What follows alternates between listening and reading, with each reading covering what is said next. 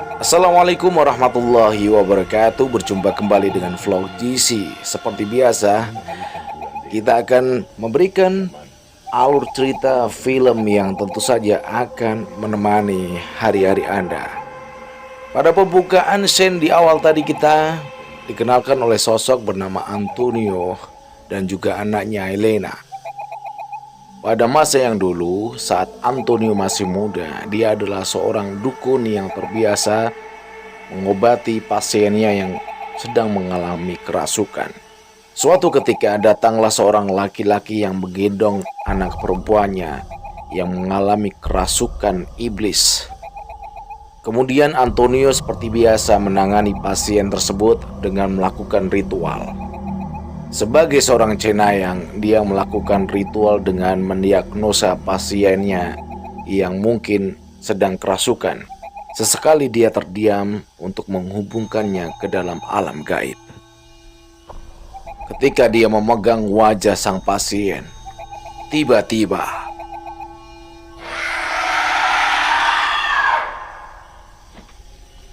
pasien itu mencengkram tangan Antonio yang membuatnya kesakitan. Karena kekuatan gaib yang cukup kuat, mencengkram tangan Antonio membuatnya terpental ke belakang. Sang pasien pun akhirnya meraung-raung, berteriak-teriak, dan tubuhnya digerakkan oleh kekuatan gaib yang sangat jahat.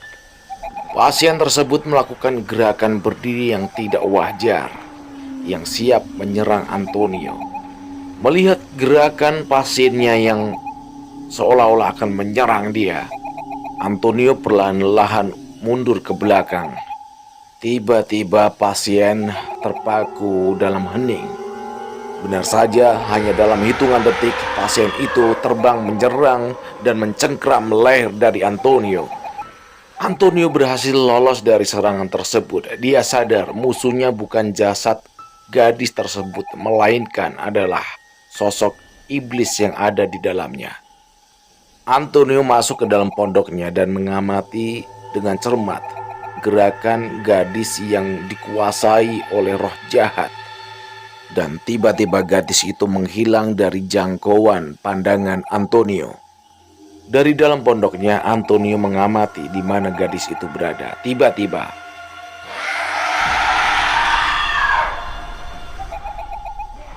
gadis yang sedang kesurupan itu muncul di hadapan Antonio dan menyerangnya. Melihat celah untuk dia bisa mengobati gadis tersebut, dia melemparkan kain di atas kepala, kemudian menuangkan air suci di atas kepala gadis tersebut. Muncullah asap dan iblis yang ada di dalam gadis itu mengutuk Antonio. Sebagai seorang cenayang, sudah terbiasa dia menghadapi ancaman-ancaman para iblis ataupun roh-roh jahat setelah dia mengobati pasiennya. Pada scene berikutnya, ini adalah Antonio tua di mana dia masih menjalani sebuah hukuman. Dia dituduh membunuh pasiennya sendiri ketika dia ingin menyelamatkan anaknya, seperti yang ada pada di scene-scene awal yang sudah kita tampilkan.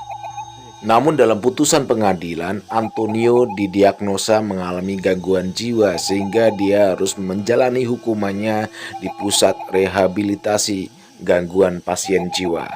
Ketika dia sedang mengobrol dengan temannya Olga, sesama pasien rumah sakit jiwa, dia tiba-tiba diambil oleh perawat untuk kemudian dibawa ke ruangan kepala rumah sakit. Perawat berkata kepada Antonio untuk tidak merokok di dalam rumah sakit. Sedangkan Antonio merasa bahwasanya dia tidak sakit jiwa. Sedangkan di dalam sebuah ruangan, seorang kepala rumah sakit jiwa sedang membaca dokumen dari Antonio yang mendapatkan pembebasan bersyarat karena gangguan psikologi. Sang kepala rumah sakit mengatakan kepada Antonio untuk meninggalkan kursi roda, dan dia juga mendengar bahwasanya Antonio tergabung dalam sebuah grup teater di rumah sakit jiwa itu. Masih menurut sang kepala rumah sakit, kegiatan tersebut sangat baik dan cocok untuk dilakukan Antonio. Di dalam sebuah ruangan teater, Antonio ingin menceritakan kisah hidupnya sebagai cenayang dan dia memiliki seorang putri bernama Elena. Pada saat bulan purnama merah adalah saat istrinya melahirkan anak pertama mereka, yaitu putri yang bernama Elena.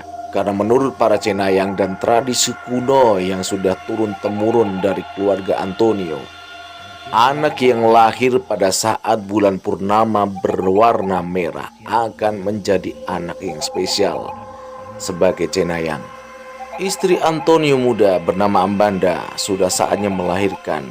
Dia tanpa dibantu oleh bidan ataupun dukun. Dan Elena tepat lahir saat bulan purnama berwarna merah. Dan sementara itu, sang iblis bernama Queraya, musuh para cenayang, menyaksikan Helena kecil lahir. Bagi para cenayang, anak yang lahir pada saat bulan purnama berwarna merah adalah penerus tradisi cenayang. Tapi sebaliknya, bagi para roh jahat dan juga iblis ataupun Queraya, kelahiran anak tersebut akan berdampak buruk bagi mereka. Tetapi saat bayi itu telah tumbuh dewasa, akan bisa menyempurnakan iblis bernama Queraya. Pada malam hari, Elena kecil rewel karena merasa ada kedatangan iblis Queraya di sekitar rumah. Melihat anaknya yang menangis, Antonio muda langsung keluar rumah dan melihat kondisi sekitar. Pada saat itu juga sang ibu Amanda bangun dan menenangkan, meninabobokan Elena kecil, sang penerus cenayang. Antonio muda yang berada di luar rumah melihat benda-benda asing, kemudian dia membersihkannya menggunakan kakinya. Mungkin saja ini adalah tindakan dari para cenayang yang beraliran hitam, para pemuja iblis bernama Queraya. Keesokan harinya, Antonio melakukan ritual untuk mensucikan Elena kecil karena dialah penerus cenayang yang akan mewarisi ilmu dari keluarga Antonio turun-temurun. Antonio menyatu dengan alam, kemudian alam memberikan sesuatu yang suci, batu suci yang akan menjadi lambang dari sebuah kalung yang akan dipakai cenayang kecil bernama Elena. Ini adalah ritual bagi keluarga cenayang muda, apalagi mereka yang lahir pada malam yang spesial, yaitu bulan purnama, yang dimana bulan itu semuanya merah. Dan yang harus digarisbawahi bahwasanya kalung ini harus dipakai Elena sepanjang hidupnya untuk menjaga jiwa dan pikirannya tetap suci. Setelah ikrar dilakukan oleh keluarga Antonio, dia pun pulang menuju ke rumahnya. Sesampainya ia di rumah, ia melihat Amanda keluar dari rumah dan menuju sebuah pohon. Yang nyatanya dia bukanlah Amanda. Karena kenyataannya ketika Amanda berjalan menuju sebuah pohon, kemudian dia menghilang. Dan itu adalah ilusi yang digunakan oleh Queraya, karena Queraya sejatinya telah membunuh istri dari Antonio. Dan benar saja, Amanda sudah tergeletak tak bernyawa. Antonio yang melihat itu meratapi kesedihan karena Elena kecil harus ditinggalkan oleh ibunya yang melahirkannya. Setelah kematian Amanda, di rumah Antonio terasa hening dan sepi. Kita kembali ke Antonio tua yang berada di rumah sakit jiwa. Dia dijenguk oleh suami anaknya Elena yang bernama Warren. Warren mengatakan kepada Antonio untuk menjaga sikapnya dalam pembebasan bersyarat. Tiba-tiba Antonio melihat berita di televisi. Jumat pekan ini akan mengalami sebuah peristiwa bernama bulan purnama merah. Seketika saja Antonio langsung terdiam ketika dia ingat dengan bulan purnama merah. Dia langsung teringat pada Helena. Inilah saat yang akan dinanti-nanti oleh monster ataupun iblis bernama Queraya. Inilah Helena dewasa. Dia adalah Helena yang sekarang sudah tidak membawa kalung karena kalungnya dibawa iblis bernama Queraya saat dia masih kecil. Inilah Helena dewasa yang sudah bekerja dan bersuami. Dia ingin melepaskan bayang-bayang cenayang dalam dirinya.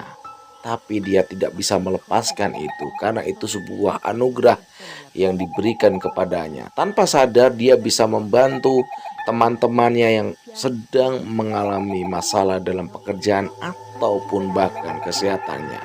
Secara natural alami, Elena dewasa bisa memberikan solusi kepada teman-temannya dan itu ternyata berhasil. Pada saat Elena muda, dia malu dengan ayahnya yang seorang cenayang. Ketika rumahnya harus ada pasien dengan gangguan dari penyakit ataupun iblis. Kemudian dia malu di sekolahnya karena bapaknya seorang cenayang. Dia ingin melepaskan bayang-bayang itu dan itu mendarah daging sampai Elena dewasa. Pada saat malam hari ketika dia sudah pulang dan beristirahat dalam tidurnya, Elena seperti ada seseorang besar hitam yang sedang merangkul tubuhnya. Iblis kue raya itu sangat dekat dengan Elena. Kenapa bisa sedekat itu? Karena kalung dari Elena, kalung sucinya itu sudah dicuri oleh kue raya ketika Elena masih kecil. Dan pada saat scene yang lain, Antonio ditemui oleh seorang gadis yang mengaku diutus oleh Isarina, saudari dari Antonio.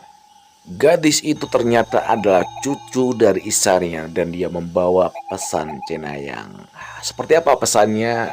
Pasti Anda akan penasaran. Antonio langsung paham. Kemudian dia menghisap once yang dibawakan oleh cucu dari Sarina. Setelah dinyalakan, muncullah asap yang di situ menampilkan bayangan dari Isarina, nenek dari gadis tersebut. Dalam sebuah pesan gaib tersebut, Isarina mengatakan bahwasanya Elena sangat dalam bahaya. Ini adalah mendekati bulan purnama penuh berwarna merah, sedangkan Antonio saat ini tidak bersama anaknya. Elena adalah keturunan suci dari para cenayang dan pada malam itu dia akan digunakan untuk sebagai tumbal ataupun korban iblis ataupun kue raya untuk menyempurnakan perwujudan dia, kekuatan dia sebagai penguasa iblis di jagat raya. Isarina berpesan bahwasanya Antonio harus membunuh kue raya sebelum malam itu tiba agar dia bisa mengembalikan Elena menjadi penerus para cenayang. Bagaimana caranya? Ya, Elena harus menyadari dia adalah Trah. Dia adalah darah suci dari para cenayang. Dia harus mewarisi itu dan melakukannya. Antonio langsung merencanakan kabur dari rumah sakit jiwa tersebut. Dia memberikan sebuah teh yang sudah diberikan obat tidur kepada rekan sekamar Antonio di dalam rumah sakit jiwa. Karena ketika teman sekamarnya itu sudah tidur, maka tidak ada orang yang mengganggunya begitu. Minimal teman sekamarnya. Kemudian dia berencana juga untuk meminta bantuan Olga dan rekan-rekannya sesama pemain teater di rumah sakit jiwa itu untuk membantu pelarian dia yang tentu saja melumpuhkan para penjaga dengan kekuatan magisnya, kekuatan supranatural yang dimiliki oleh Antonio sang cenayang. Setelah ia selesai berkemas, kemudian dia melihat teman sejawatnya yang ada di rumah sakit jiwa itu. Dia mengetuk pintu. Dia masih ingin karakter sebagai iblis yang benar itu bagaimana. Dia nggak yakin. Kemudian dia dikejar sama para penjaga. Melihat kesempatan dan ruang yang ada, dia langsung menuju kamarnya Olga, meminta bantuan Olga dan juga rekan-rekan sejawatnya yang lain untuk dia bisa kabur menyelamatkan Elena. Mbak Gayung bersambut Olga dan teman-temannya pun akan membantu Antonio untuk kabur. Olga ditugaskan untuk mengambil rambut dari penjaga begitu. Setelah Olga berhasil mendapatkan rambut dari penjaga, Antonio bersama rekan-rekannya yang lain sudah menunggu di ruangan teater. Olga bergegas membawa rambut yang nanti akan digunakan Antonio untuk menenung para petugas. Ternyata budaya tenung ataupun santet tidak hanya di Indonesia, tapi di Argentina juga ada budaya seperti ini yang dilakukan. Tentu saja kalau di sini dukun, di sana namanya cenayang.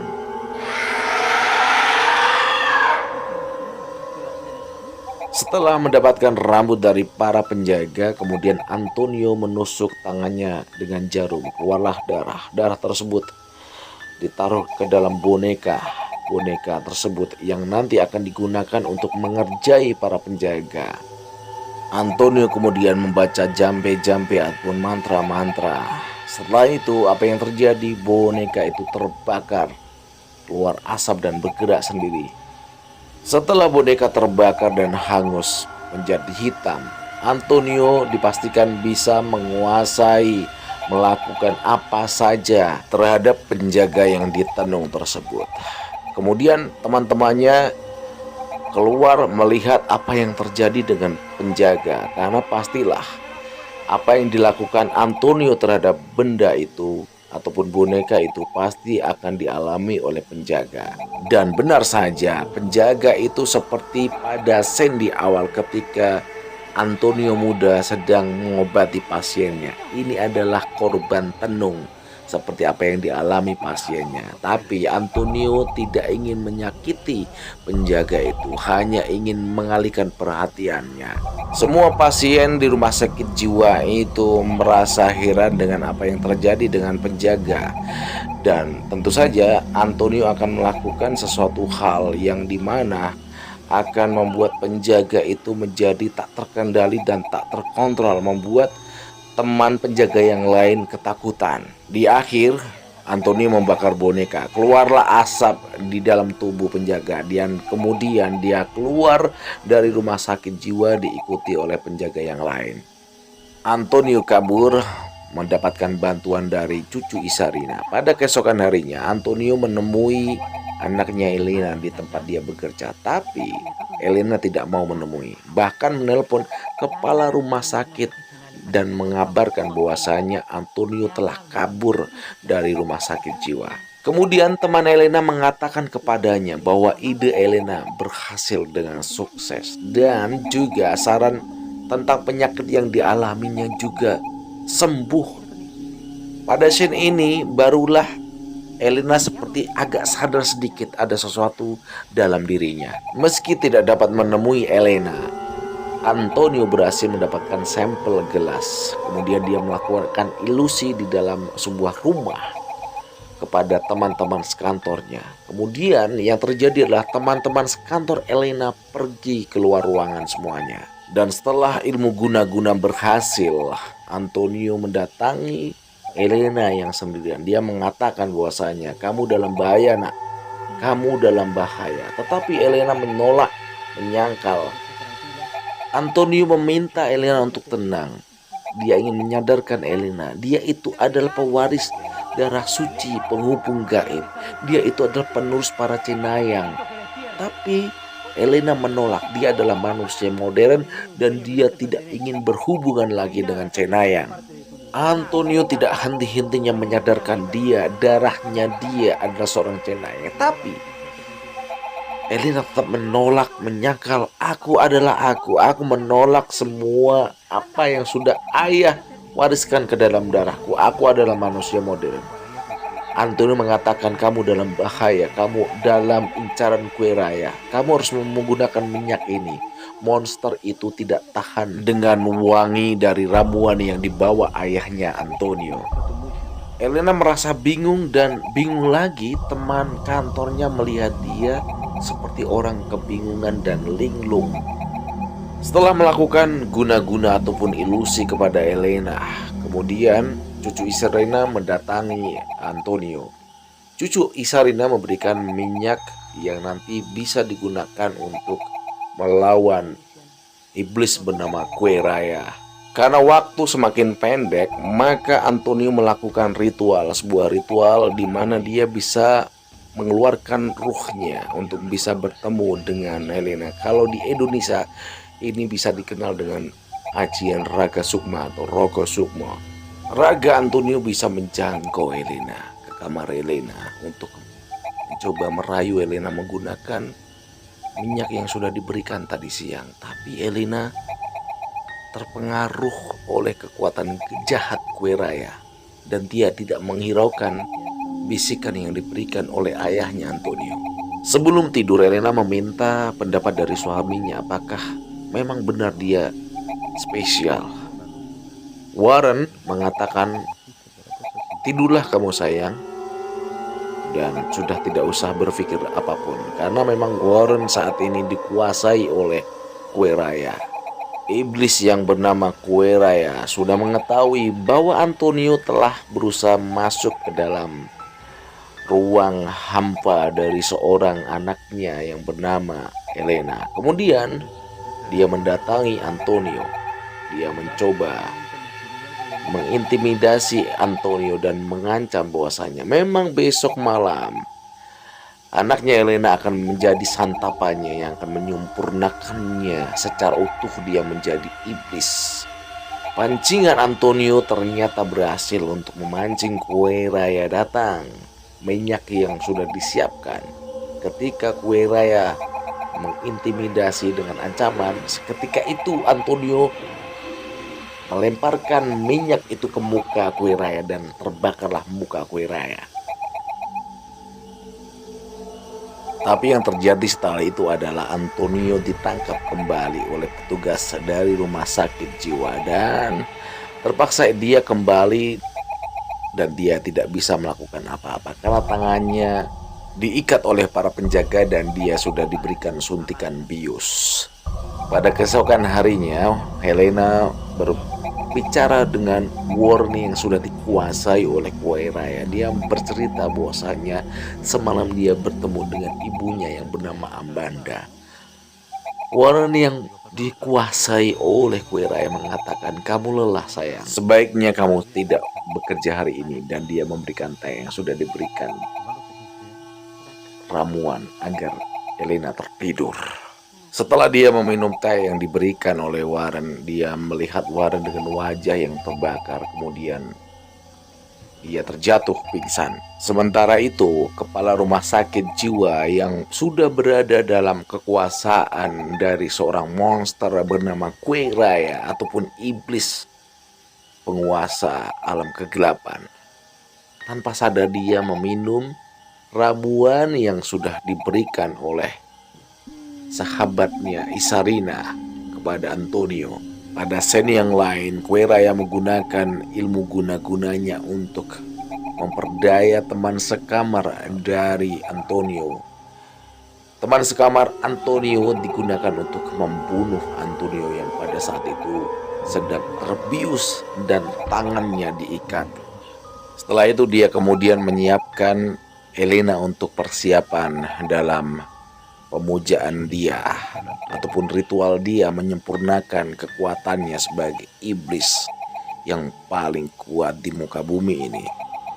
Kue Raya merasa bahwasanya inilah saat yang tepat untuk membangkitkan, menyempurnakan kekuatannya sebagai iblis. Sedangkan kepala rumah sakit yang berada dalam kekuasaan Kue Raya sekarang sudah bersiap berubah menjadi sesuatu yang tidak diinginkan Kue Raya. Sedangkan teman sekamar dari Antonio saat ini akan membunuh Antonio. Pada scene yang lain, kepala rumah sakit jiwa berubah menjadi siluman yang menakutkan yang membuat seluruh peserta teater ketakutan. Sementara itu dia mendatangi kamar Antonio dan dia membunuh suruhan dari Kue Raya. Sebenarnya Kue Raya sekarang menjadi lemah akibat ramuan yang disiramkan ke mukanya, tapi dia tidak ingin menunggu waktu yang lama. Sedangkan Helena sekarang sudah lemah meski dia sudah sadar. Sementara itu Antonio bergegas menuju rumah Helena, sedangkan Kue Raya saat ini merasa kesakitan karena semprotan dari air ramuan yang sudah dituangkan oleh Antonio. Di saat itu Helena punya kesempatan untuk menikam Warren ataupun Kue Raya dan itu berhasil. Kemudian Helena kabur menuju atas atap rumah. Tidak lupa dia membawa ramuan yang tadi siang diberikan oleh ayahnya Antonio. Akhirnya Helena berhasil untuk kabur meloloskan diri dari kue raya yang kesakitan akibat ramuan yang disemprotkan oleh Antonio. Kemudian di saat dia punya kesempatan, dia juga mengambil ramuan yang diberikan pada waktu siang tadi oleh ayahnya Antonio, dan kemudian dia berlari menuju rooftop. Sembari dia mencari tempat persembunyian, dia juga mengoleskan ramuan itu di seluruh tubuhnya agar kue raya tidak dapat mencium bau dari Helena. Saat-saat yang genting karena bulan purnama merah hampir sepenuhnya bulat, di mana kue raya juga menyusul Helena di atap ataupun di rooftop. Dia mencari Helena. Kemudian juga di scene yang lain kita melihat ayahnya Antonio yang berusaha mengejar menyelamatkan putrinya dari sergapan kue raya yang akan dijadikan makanan penyempurna kekuatan iblis jahat yang ada pada kue raya. Sementara itu Helena yang masih bersembunyi, dia merasakan ketakutan yang luar biasa. Apakah kue raya dapat menemukannya? Kue raya meraung ketika bulan purnama memerah penuh. Dan sesampainya Antonio di rumah anaknya Helena, dia mendapati sudah berantakan semua. Kemudian dia berinisiatif untuk naik ke atap. Dan benar saja darah mengucur di mana-mana. Kemudian ketika mereka mencari di mana keberadaan kue raya ataupun juga anaknya, kue raya berhasil membawa cucu Isarina. Meski demikian, cucu Isarina dipastikan akan selamat karena bukan dia tujuan kue raya. Tujuannya adalah anak dari Antonio, yaitu Helena. Setelah itu kue raya menyerang dan Antonio dapat melukainya. Bahkan kue raya sempat memberikan ilusi kepada Antonio dan Antonio sempat tertipu oleh ilusi yang diberikan oleh kue raya, sebelum akhirnya anaknya Helena menyadarkan Antonio bahwa itu adalah kue raya. Dan akhirnya Antonio berhasil menancapkan patek ke dalam jantung dari kue raya. Dan inilah akhir dari perjalanan kue raya dalam memberikan sebuah kutukan kepada keluarga dari Antonio. Kalung terpakai kembali dan Helena menjadi dirinya sendiri, menjadi Helena Poirot. Jangan lupa untuk klik tombol like dan subscribe. Kita akan berjumpa kembali. Bye-bye.